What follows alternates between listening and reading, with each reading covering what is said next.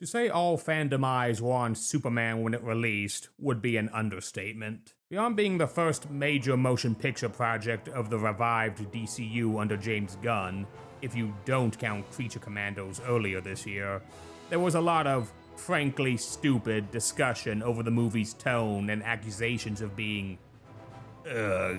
too woke. But even if we toss aside the culture war bullshit of the Great Unwashed, there was a lot riding on this movie.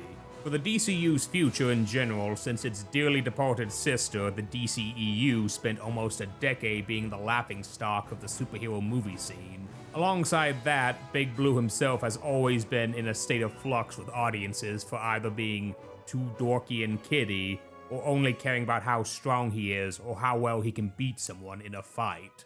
Gunn is well aware of this problem. In many ways, his Superman movie is an address to this mentality in a similar way the iconic storyline of What's So Funny About Truth, Justice, and the American Way was a response to the idea that the classic Boy Scout cloak was a relic of an edgier age, of 2001. It is frustrating to have this exact same discussion almost 20 years later, but it's one that Gunn is painfully aware of when he was giving interviews. Everybody's gotten so cynical and ironic, said Gunn. Everybody's ironic about everything all the time, and he, Superman, is a good-natured guy who wants to be kind.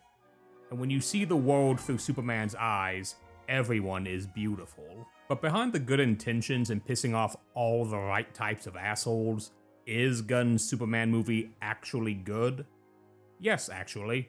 It's not just good, it's damn good. Hey team, Phantom Skull, the super security VTuber here, and today we're looking at the newest Superman movie to talk about why it's a beacon of hope in a cynical time, and while it had a few rough spots for me, it's a very good sign of what's to come in the DCU. So let's get up and away to the summer's first mega blockbuster. So before we begin, let's get this out of my system so I'm not bringing it up for half of the review. Yes, there's allusions to modern politics in this movie, but as we say, comics have always been political. And frankly, if your movie is pissing off the worst Superman actor and the mouthpiece of the malicious, you're probably doing something right. Also, I'm going to avoid spoilers in this review for your sakes, plus I'd rather do a long-form set of videos on it once it hits streaming so I can better analyze it. Okay, with that out of the way, let's get on to the movie. So the start of the movie quickly establishes that this version of DCU's Earth already has metahumans running around, and this is a very thriving superplanet. Superman has already been around for 3 years, but we're now seeing him lose his first fight to a metahuman named the Hammer of Boravia, claiming to be retaliation for Superman intervening on his country's attempt to invade its neighboring country of Jahanpur. The movie quickly reveals this Hammer is once again a scheme by Superman's greatest hater, foe, Lex Luthor, to destroy Superman's credibility. When Lex's schemes cause a chunk of the world to turn on Superman, and even convince the US government to give Lex free rein to take him down, can Superman still save the day in this bleak and cynical age that treats him like he doesn't belong anymore? It's hard beyond that to get into the story without spoilers, but this movie is very much a discussion about empathy at a time when certain groups consider it something to mock or even rally against. Superman struggles with keeping to the loving morals his adopted parents instilled in him, and finding out some unfortunate truths about his alien heritage, alongside needing to confront a world that treats him like a scary other for being an alien. David Corenswet gave a brilliant performance as Superman. He brought a lot of charm and lovable dork energy that the DCEU counterpart lacked, while adding a bit of bite to the character. He can be a bit flippant about his actions and not thinking about the big picture, such as his intervention in the fictional country conflict, or Lois calling him out for the ethical issues of him taking interviews with himself as Clark. But unlike other flawed protagonists I've talked about, Clark's are very minimal and don't underplay his sincere heroism. He didn't care about the political ramifications of intervening. He just knew innocent people were going to die. That's all that mattered.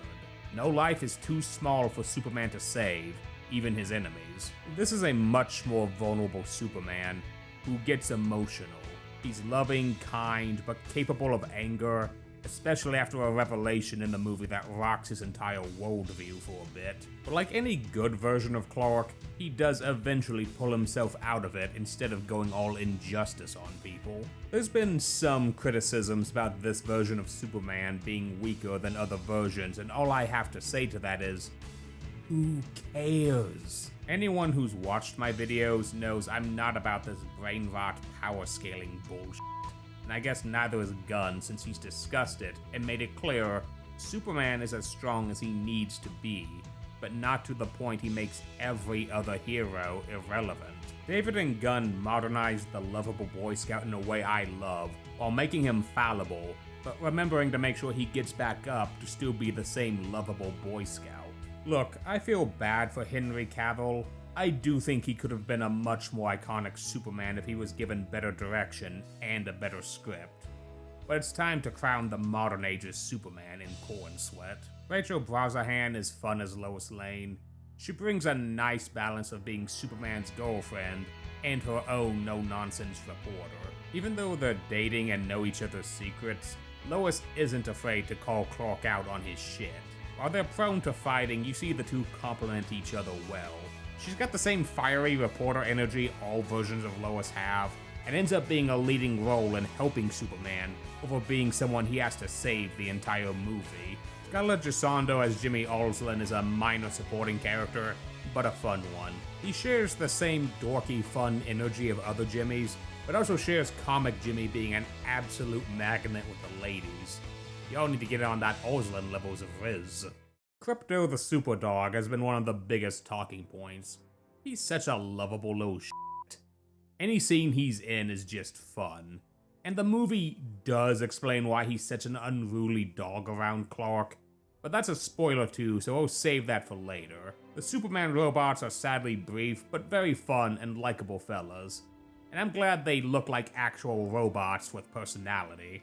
While they're also very brief, Neva Howell and Pruitt Taylor Vince as Ma and Pa Kent are absolute delights. They hit home more the fact that they're simple, but kind and good-natured farm folk with this version, and it's clear their loving upbringing of Clark is why he's the big, huggable Boy Scout he is today. Pa Kent in particular ends up having one of the most touching scenes in the movie when he needs to help his adopted son at his lowest point. It's definitely a far cry from the, last time we saw Pa Kent, and I'll leave it at that. The Justice Gang were also a fun group. While I worried they'd bloat the movie, they have just the right amount of screen time and leave me with a lot of excitement for future projects with them. Eddie Gathegi as Mr. Terrific honestly stole the show for me. He takes center stage in this movie, and frankly would be considered the main supporting character alongside Lois. He brings a cold but still personable performance as an egotistical super genius who's still likable to follow as a protagonist. Maybe a certain Miss Williams at the superhero company across the street should be taking notes. Nathan Fillion as Guy Gardner was an absolute delight.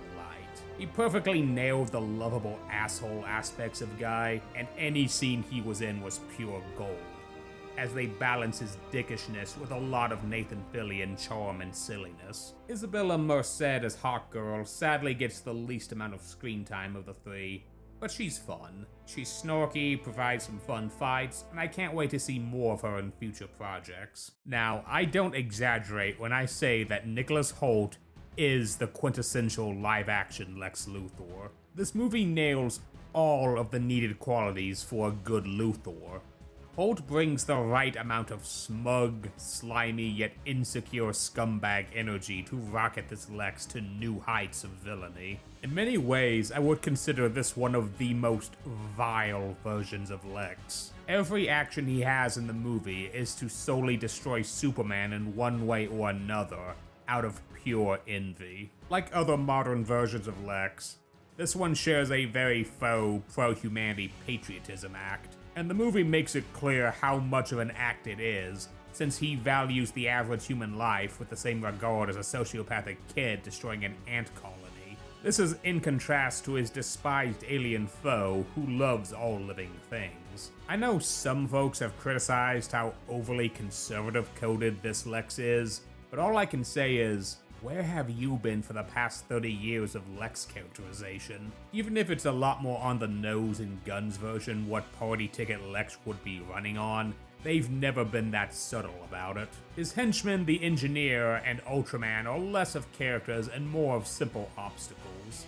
Ultraman especially. Despite the hype around him, and I won't spoil anything, he's not a big focus character.